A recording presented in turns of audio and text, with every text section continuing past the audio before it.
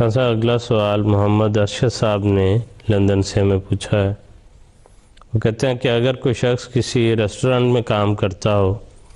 اور اس کو وہاں آنے والوں کو سور کا گوشت بھی پیش کرنا پڑتا ہو، یہ اس کی جاب کا حصہ ہے، اس کو کام کرتا ہے وہاں،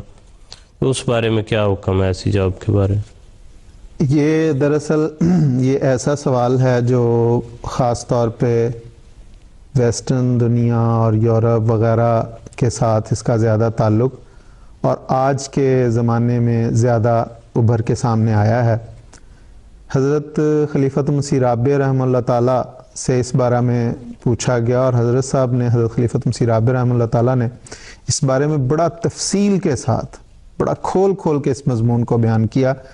کہ اور اس کے مختلف پہلوؤں کو حضور نے جو اس جواب میں ارشاد فرمایا، اس میں یہ بھی کہ سور کا یا شراب کا جو کاروبار ہے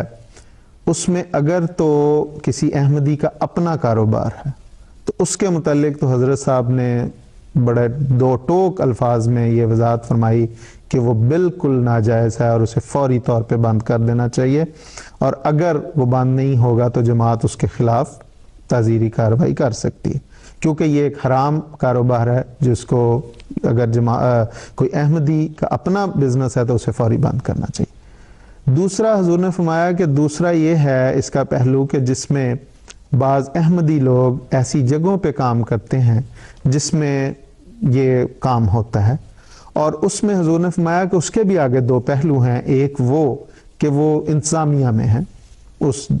ریسٹوران میں انتظامیہ میں کام کرتے ہیں یا پیچھے آفس میں کام کر رہے ہیں، اس کے متعلق حضور نے فرمایا کہ ایسے نوجوانوں کو یا ایسے احمدیوں کو اس سے بھی اگر وہ ہم یہ کہیں کہ فوری طور پہ چھوڑ دیا جائے تو بڑا مشکل ہوگا، اور کئی ایسے اور بھی شعبے نکلیں گے جن میں یہ سوال اٹھے گا۔ مثال کے طور پہ حضور نے فرمایا کہ جو سود ہے یہ کئی بینک کرتے ہیں، کئی ادارے کرتے ہیں، تو ان اداروں میں احمدی کام کرتے ہیں لیکن وہ نہ سود دیتے ہیں نہ لیتے ہیں، لیکن اس میں کام وہ کرتے ہیں۔ تو اس کے لیے حضرت خلیفۃ مسیح رابع رحمہ اللہ تعالیٰ نے حضور صلی اللہ علیہ وسلم کی اس حدیث کا ارشاد فرماتے ہوئے، اس حدیث کو بیان کرتے ہوئے کہ حضور صلی اللہ علیہ وسلم نے فرمایا کہ جب دجال کا وقت ہوگا تو اس وقت جو یہ دجالی دھواں ہے، سود کا دھواں ہے، وہ بھی بندوں تک پہنچے گا، لوگ اس سے بچنے کی کوشش کریں گے لیکن اس کے دھوئیں سے نہیں بچ سکیں گے۔ تو حضور نے فرمایا یہ دراصل وہ دھواں ہے جو پہنچ رہا ہے، اور گویا اس میں ایک لحاظ سے حضور صلی اللہ علیہ وسلم نے یہ آئندہ کے لیے پیشگوئی کر دی تھی کہ ایسا ہوگا۔ تو حضور نے فرمایا کہ ایسے جگہوں سے اگر ممکن ہو تو اجتناب کرنا چاہیے، اور ایسے بچوں، ایسے احمدیوں کو اور جگہ نوکریاں تلاش کرنی چاہیے۔ اور اس میں حضور نے خاص طور پہ جرمنی کے نوجوانوں کا ذکر کرتے ہوئے فرمایا کہ جب میں نے یہ ہدایت فرمائی تو بڑی قربانیاں دی بچوں نے، ایسے احمدیوں نے، فوری طور پہ انہوں نے ایسی نوکریاں چھوڑ دیں، چاہے انہیں اس کے بدلے میں ملتی تھی یا نہیں ملتی، اور اللہ تعالیٰ نے ان کے رزق کے حلال کا پھر انتظام کیا۔ ایک پہلو یہ، لیکن دوسرا پہلو حضور نے یہ فرمایا کہ ان ریسٹورانٹ ہیں یا ایسی جگہوں پہ جہاں پہ سور یا شراب پیش کرنی پڑتی ہے، گویا وہ جو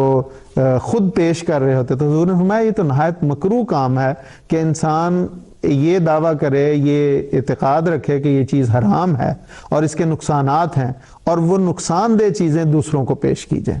تو اس سے تو پوری طرح اجتناب کرنا چاہیے۔ حضرت صاحب کے ان الفاظ کو میں پڑھ دیتا ہوں اس پہلو سے متعلق جو ہیں۔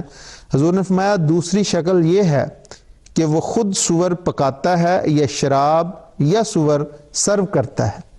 یہ کافی مکروہ صورتحال ہے، اگرچہ براہ راست ان پر اس کاروبار کی ذمہ داری عائد نہیں ہوتی، یعنی وہ کسی اور کی کاروبار میں کام کر رہے ہیں۔ ایسے لوگوں کے لیے میری ہدایت تھی کہ جس قدر جلدی ہو سکے اس کے متبادل جگہ تلاش کر لیں، اور جس حد تک انسان کے اختیار میں ہے اس کام سے بچنے کی پوری کوشش کریں، ورنہ ہمیشہ کے لیے آپ کے منہ پر داغ لگ جائے گا کہ ایک طرف تو آپ اس کو انسان، یعنی ان چیزوں کو انسان کے لیے ضرر رساں خیال کرتے ہوئے اس کو حرام سمجھتے ہیں، اور دوسری طرف آپ اس کو صرف بھی کرتے ہیں۔ حضور فرماتے ہیں بعد میں جرمنی سے جو اطلاعات مجھے ملی ہیں ان کے مطابق بعض لڑکوں نے بڑی حیرت انگیز قربانیوں کا مظاہرہ کیا اور فوری طور پر بغیر کسی متبادل کام ملنے سے پہلے استعفے دے دیے. تو یہ حضرت صاحب نے فرمایا کہ یہ جو کام ہے جس میں اسے سرو کرنا پڑتا ہے، جس میں اسے خود پکانا پڑتی ہیں یہ چیزیں، جس میں خود اس کی اپنی ذاتی انوالومنٹ ہے، اس سے اسے اجتناب کرتے ہوئے اور نوکریاں تلاش کرنی چاہیے. اس لیے اور اگر وہ مل جائیں تو اسے فوری چھوڑنا چاہیے. تو اس پہ پھر یہ ہے اب صورتحال جو ہمارے سامنے ہے. خان صاحب بہت واضح ہے، جیسے صاحب نے پوری وضاحت سے بیان فرما دیا ہے کہ انسان کو اچھی، اور اگر انسان نے ایک نیتی کے ساتھ اچھی جو ہے کوشش اور خواہش کے ساتھ چھوڑ دے تو اللہ تعالیٰ اس کو متبادل انتظام بھی ضرور فرما دیتا ہے.